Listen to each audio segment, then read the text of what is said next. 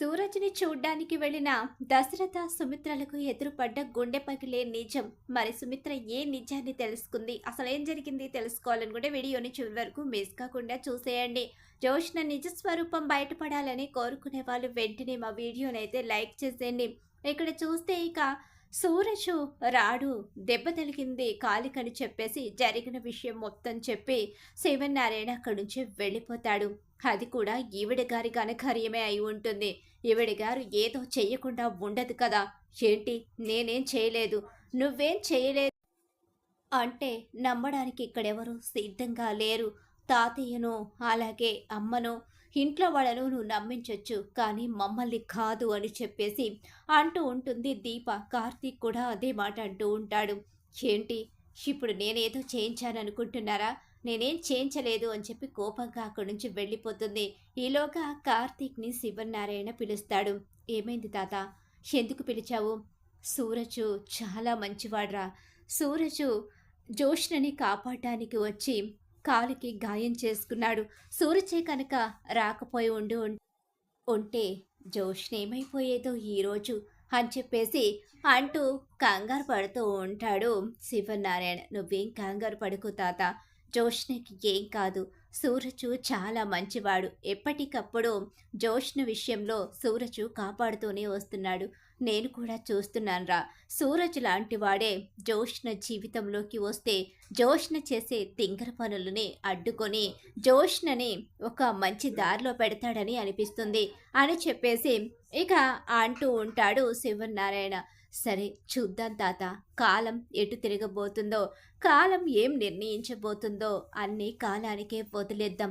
అతి త్వరలో ఎన్నో సమస్యలకు పరిష్కారం దొరుకుతుంది అనిపిస్తుంది. అవునరా, నాకు కూడా అలానే అనిపిస్తుంది. అతి త్వరలో గుండెల మీద పెద్ద భారం దిగబోతుందేమో అనిపిస్తుంది. ఆ భారం ఏంటో, అసలు ఏం జరగబోతుందో అదంతా వేచి చూడాలి అని చెప్పేసి శివనారాయణ చెప్తూ ఉండగా, ఏమో తాత, నీ మనవరాల గురించి నువ్వు నిజం తెలుసుకునే రోజు వస్తుందేమో.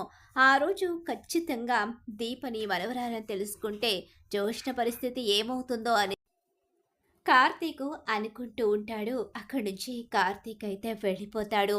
ఆ తర్వాత దీప కార్తీక్ దగ్గరికి వస్తుంది. ఏంటి బావా, ఇది నేనేం చేయలేదు అంటుంది. ఏం చెయ్యకుండా ఆ రౌడీ వాళ్ళు దీని దగ్గరికి ఎందుకు వస్తారు, అసలు ఏం జరిగింది అని చెప్పేసి అనుకుంటూ ఉండగానే ఖచ్చితంగా ఇదంతా జోష్న పని అయి ఉంటుంది. ఆ రౌడీ వాళ్ళని మళ్ళీ సూరజ్ కోసమే పురమాయించి ఉంటుంది. కానీ వాళ్ళు అక్కడ రివర్స్ అయి ఉంటారు. ఖచ్చితంగా ఇదే జరిగి ఉంటుంది. కానీ సూరజ్ తెలివైన వాడు, పైగా అమ్మాయి ఆపదలో ఉందని చెప్పి కాపాడకుండా ఉండలేక వచ్చి కాపాడి ఉంటాడు. పాపం అనవసరంగా మరోసారి గాయపడ్డాడు. ఇదంతా ఈ జోష్న వల్లే జరుగుతుంది. దీనిలో ఎప్పుడు మార్పు వస్తుందో ఏంటో అర్థమే కావడం లేదు. ఒక పక్కన దీని కారణంగా కుటుంబం అంతా బాధపడుతున్నారు. మరో పక్క సూరజు ఇప్పుడు కంపెనీ విషయంలో కూడా సీఈఓ అయ్యి కంపెనీ వాళ్ళను కూడా బాధ పెట్టాలని చూస్తుంది. దీనికి బుద్ధి రాదంటావా? అసలు ఇది మారుతుందా అని చెప్పేసి అంటూ ఉంటుంది దీప. అయితే ఖచ్చితంగా మారుతుంది. ఏదో ఒక రోజు జోష్న చేసిన కుట్రలు అన్నీ ఇంట్లో వాళ్ళ ముందు బయటపడతాయి. జోష్న ఆ ఇంటి వారసురాలు కాదు అనే నిజాన్ని పారిచేతమే బయటపెడుతుంది. అప్పుడు మొత్తం అన్ని నిజాలు బయటపడడంతో దిక్కుతోచని స్థితిలో అప్పుడు కాళ్ళ బేరానికి ఖచ్చితంగా వస్తుంది జోష్న అని చెప్పేసి అంటూ ఉంటాడు కార్తీక్. అలా సాయంత్రం ఇంటికైతే వెళతారు. ఇంటికి వెళ్ళేసరికి ఈలోగా సూరజ్కి ఫోన్ చేస్తాడు శివనారాయణ. ఇంటికి వెళ్ళిన తర్వాత సూరజ్కి ఫోన్ చేసి, సూరజ్ ఎలా ఉంది బాబు, ఇప్పుడు బాగానే ఉందా? బాగానే ఉంది సార్, మీరేం కంగారు పడకండి, నాకు బాగానే ఉంది అని చెప్పేసి సూరజ్ చెప్తూ ఉంటాడు. తర్వాత కాల్ కట్ చేస్తాడు. ఏమైంది మావయ్య గారు, సూరజ్కి ఏమైంది, మీరు స్వయంగా ఫోన్ చేసి పలకరిస్తున్నారేంటి అని చెప్పేసి అంటూ ఉండగానే, మేము ఆఫీస్కి వెళ్ళేటప్పుడు నేను జోష్న ఇద్దరం కారులో వెళుతున్నాం కదా, అలా వెళుతూ ఉండగా కొంతమంది రౌడీలు అక్కడికి వచ్చారు అంటూ జరిగిన స్టోరీ మొత్తం సుమిత్రతో చెప్తాడు. సూరజ్ స్థానంలో జోష్న ఉండాల్సింది, కానీ ఆ కుర్రాడు చాలా మంచివాడు. కాబట్టే వచ్చి నన్ను అలాగే జోష్నని కాపాడాడు. లేకపోతే ఈరోజు జోష్న పరిస్థితి ఏమయ్యేదో. నేనే కార్తీక్‌ని రావొద్దని తప్పు చేశాను. జోష్నతో మాట్లాడాలని చెప్పి ఒంటరిగా వెళ్ళి తప్పు చేశాను. అనవసరంగా నా మనవరాల్ని కాపాడుకోలేక నేను ఎంతగా బాధపడేవాడినో అది నాకు మాత్రమే తెలుసు. కానీ సమయానికి దేవుడు పంపినట్టుగా సూరజ్ వచ్చి మన జోష్నని కాపాడాలని చెప్పనేసరికి ఇక షాక్ అయిపోయి చూస్తూ ఉండిపోతారు పారిజాతం అలాగే సుమిత్ర. ఇద్దరూ కూడా జోష్న నీకేం కాలేదుగా? నాకేం కాలేదు మమ్మీ, నాకేం కాలేదు గ్రాని, నువ్వేం కంగారు పడకు అని చెప్పేసి చెప్తూ ఉంటుంది. జోష్న లోపలికైతే వెళ్ళిపోతుంది. ఒక్కసారి సూరజ్ దగ్గరికి వెళ్ళి రావాలని ఉంది. సూరజ్ని ఒకసారి పలకరించి వస్తే బాగుంటుందేమో. మన కోసం అంత సహాయం చేసి గాయపడ్డ అతన్ని అలా వదిలేయడం కూడా కరెక్ట్ కాదు అని చెప్పేసి శివనారాయణ అయితే అంటూ ఉంటాడు. మావయ్య గారు వెళ్ళాల్సింది మీరు కాదు, మేము, నేను ఈయన వెళ్ళి సూరజ్కి మేము కనిపించి వస్తాము.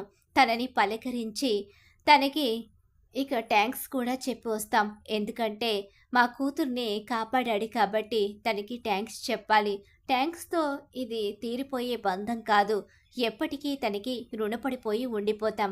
కాబట్టి మేమే స్వయంగా వెడతామని చెప్పేసి సుమిత్ర అంటూ ఉంటుంది. సరే సుమిత్ర, అయితే సూరజ్ దగ్గరికి వెళ్ళి నేను కూడా అడిగానని చెప్పండి. ఉదయం ఆస్పత్రికి మేమే తీసుకుని వెళ్ళాం. కానీ సూరజ్ అయితే ఇక ఇక్కడి నుంచి వెళ్ళండి, పర్వాలేదు, నేను మేనేజ్ చేసుకుంటాను.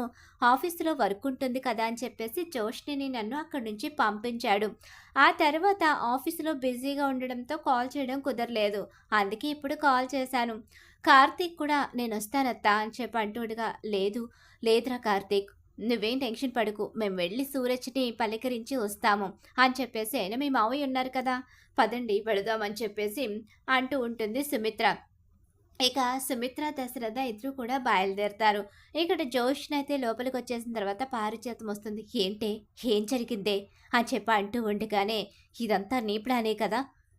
ఏం లేదు, నా ప్లాన్ ఏం కాదు, చెప్పవే ఏం చేశావు అని చెప్పి అంటూ ఉండగానే, ఏమో ఆ రౌడీ వెధవలు ఎలా నాకు రివర్స్ అయ్యారో నాకే అర్థం కాలేదు.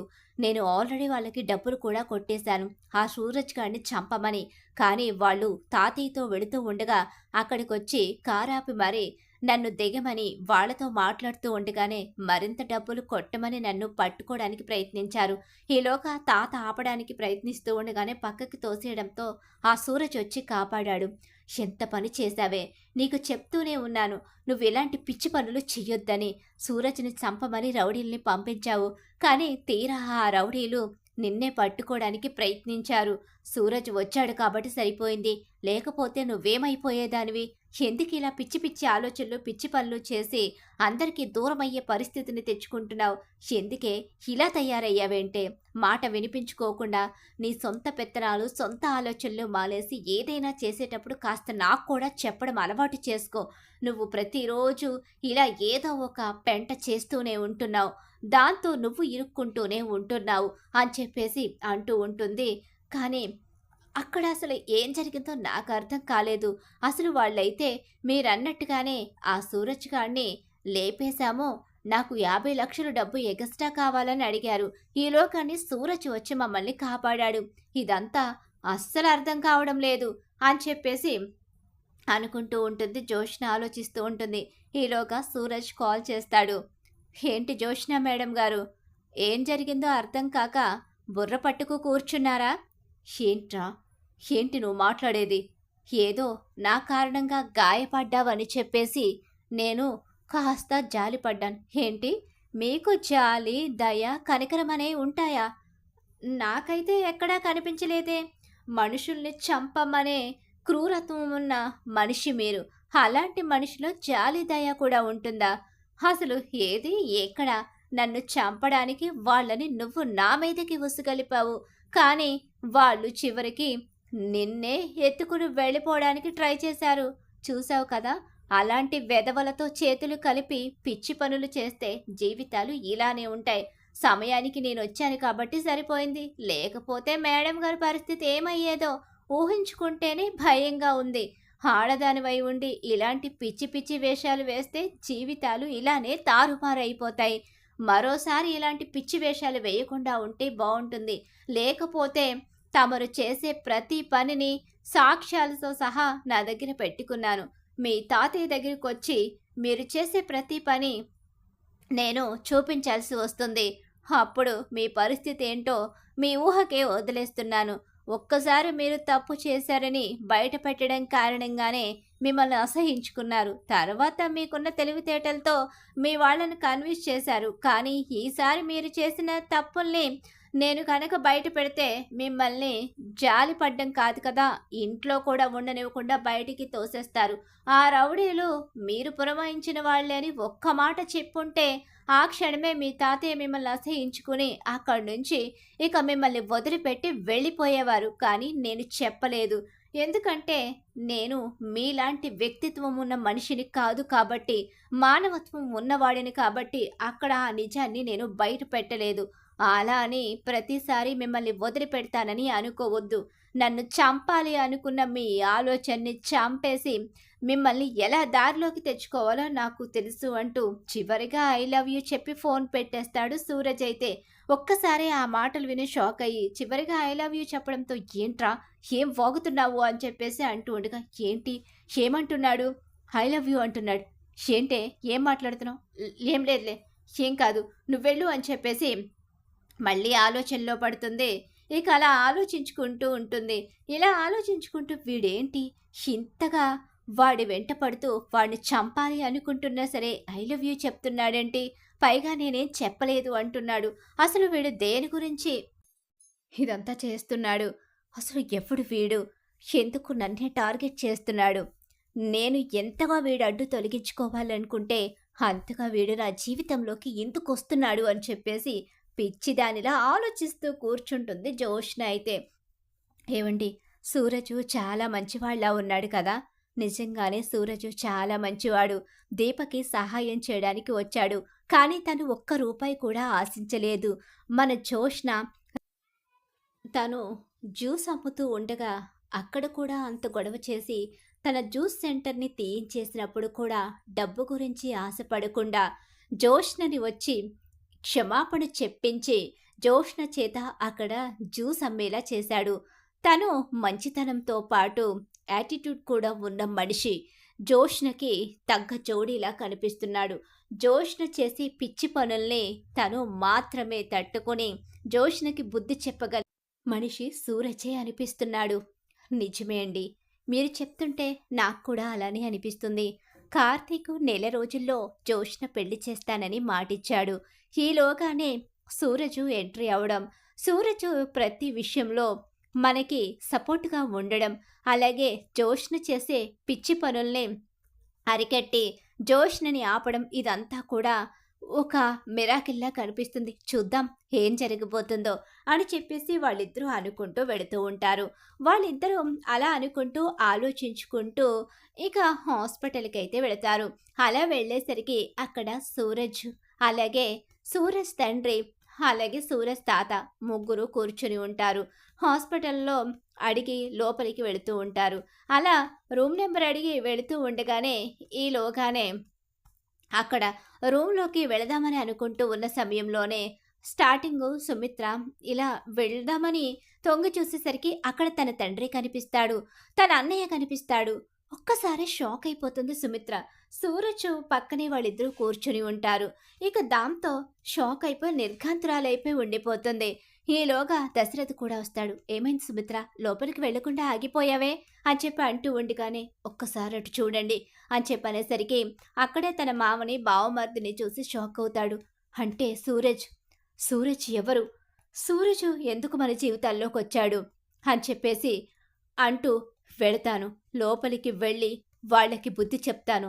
సూరజ్ కావాలనే మనల్ని టార్గెట్ చేస్తున్నాడు, ఇదంతా మా నాన్న పనే అయి ఉంటుంది అని చెప్పేసి అనుకుంటూ వెళ్ళబోతూ ఉండగానే ఈలోగా ఏంట్రా సూరజ్ ఇదంతా ఎందుకురా, ఇలా తను చేసిన పనుల వల్ల నువ్వు బలైపోతున్నావురా.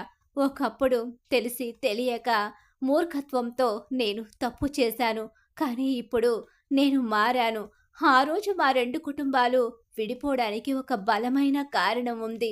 ఆ కారణాన్ని నువ్వు తెలుసుకొని ఈ 2 కుటుంబాల్ని కలపాలని వచ్చావు.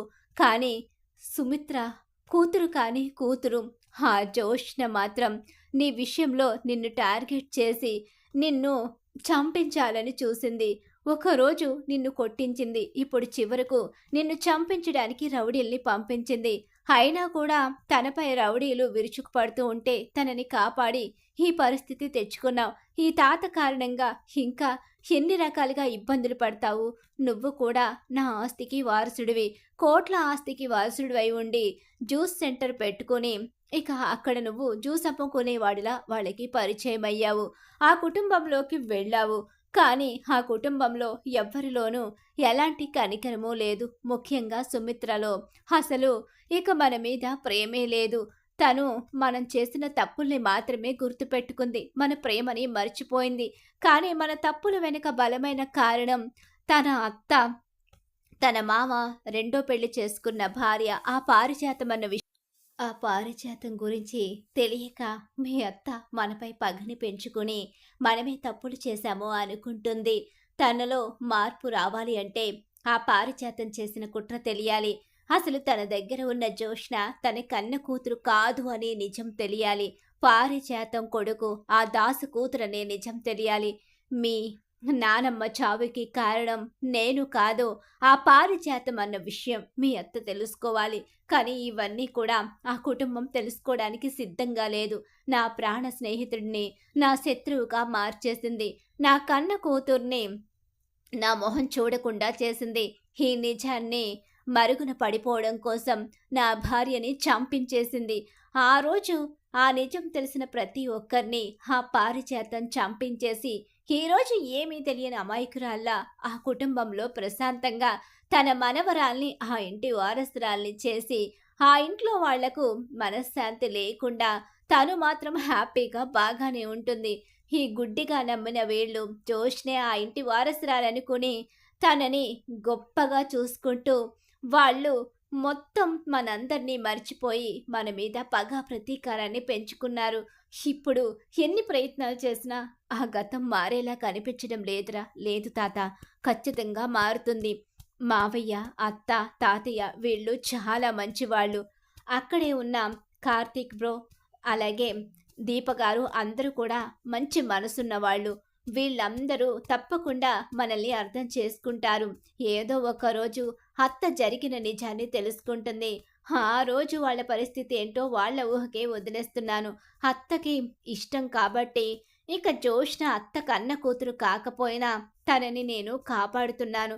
తను చేసి పిచ్చి పనుల్ని బయట పెడితే అత్త బాధపడుతుంది కాబట్టి ఆ నిజాల్ని పూర్తిగా బయట పెట్టకుండా నా మనసులోనే దాచుకుంటూ వస్తున్నాను. కానీ ఏదో ఒక రోజు తను కూతురు కాని కూతురు జోష్న ఎలాంటిదో నేను తెలిసేలా చేస్తాను అని చెప్పేసి అంటూ ఉంటాడు సూరజ్. ఒక్కసారి ఈ నిజాలన్నీ విన్న సుమిత్ర, దశరథ షాక్ అయిపోతారు. అసలు అసలు కారణం ఇదా అని చెప్పి ఆశ్చర్యపోతూ లోపలికి వెళుతుంది సుమిత్ర. నాన్న అంటూ, అమ్మ సుమిత్ర, నాన్న నన్ను క్షమించండి నాన్న, చాలా పెద్ద తప్పు చేశాను. అమ్మ సుమిత్ర, ఎలా ఉన్నావమ్మా? అన్నయ్య, నువ్వెలా ఉన్నావు అన్నయ్య? నన్ను క్షమించండి. నేను నిజం తెలుసుకోలేని గుడ్డిదాన్లా మా అత్తగారు చేసిన మోసాన్ని నమ్మి నేను నా ఒడిలో ఉన్న బిడ్డ ఎవరి బిడ్డో తెలుసుకోలేక నేను మోసపోవడమే కాకుండా మిమ్మల్ని దూరం చేసుకుని ఇక కన్న తల్లిని కూడా పోగొట్టుకున్న మూర్ఖురాల్ని నేను అని చెప్పేసి ఏడుస్తూ ఉంటుంది. లేదమ్మా, నీకేం తెలీదు, నీకేం పాపం తెలీదు. ఆ పారిజాతం చేసిన కుట్ర కారణంగానే మన 2 కుటుంబాల పరిస్థితి ఇలా అయింది. ఈ నిజం శివన్నారాయణకి తెలిసిన రోజు ఆ పారిజాతం పరిస్థితి ఏంటో ఇక మనం ఊహించలేం కూడా. అంతవరకు ఈ బాధ భరించక తప్పదు అని చెప్పి అంటూ ఉండగానే, లేదు, ఇంత తెలిసిన తర్వాత కూడా నేనెలా నిజాన్ని దాచిపెడతాను? నా కూతురు కాని కూతుర్ని నా దగ్గరికి తీసుకొచ్చింది. నా కూతురు ఎవరో తెలుసుకుంటాను, ఖచ్చితంగా నేను తెలుసుకుంటాను అని చెప్పేసి అంటూ ఉండగానే, దశరథ, మమ్మల్ని క్షమించండి మావయ్య, మేం చాలా పెద్ద తప్పు చేశాము. మా పిన్ని కారణంగా ఈ 2 కుటుంబాలు విడిపోయాయని నాకు తెలీదు. జోష్న నా కన్న కూతురు కాదు అనే నిజం నాకు తెలుసు. కానీ అది నాకు ఈ మధ్య కాలంలోనే తెలిసింది. ఆ నిజాన్ని ఇక సుమిత్రకి చెప్పే ధైర్యం లేక సమయం కోసం ఎదురు చూస్తున్నాను. మా కన్నబిడ్డ ఎవరో కూడా నాకు తెలుసు అని చెప్పి అంటూ ఉండగానే, ఏం మాట్లాడుతున్నారండి? అవును. మన కన్నబిడ్డ మన కళ్ళ ముందే పని మనిషిలా బ్రతుకుతుంది. పని మనిషి కూతురు ఇక మన ఇంట్లో మహారాణిలా బ్రతుకుతుంది అని చెప్పి దీపే మన కన్నబిడ్డ అనే నిజాన్ని దశరథ బయట పెట్టేస్తాడు.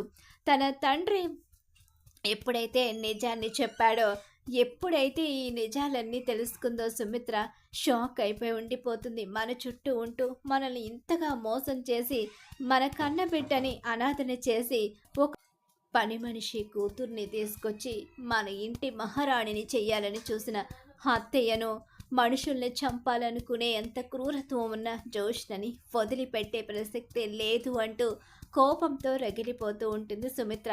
అలా సుమిత్ర అయితే నిజాన్ని తెలుసుకుంటుంది. దీపే తన కన్న కూతురని, తన తండ్రి విడిపోవడానికి, వాళ్ళ మధ్య గొడవలకి కారణమైన పారిజాతం గురించి కూడా సుమిత్రకు నిజమైతే తెలిసిపోతుంది. మరియు ఖచ్చితంగా రాబోయే కథలో ఇలా అయితే జరిగిపోతుంది. ఇలానే జరగాలని మీరు కోరుకుంటున్నారా? అయితే వీడియోని తప్పకుండా లైక్ చేసేయండి. మీరు ఇచ్చే ఒక లైక్ సపోర్ట్ అండ్ ఎంకరేజ్మెంట్గా ఉంటుంది.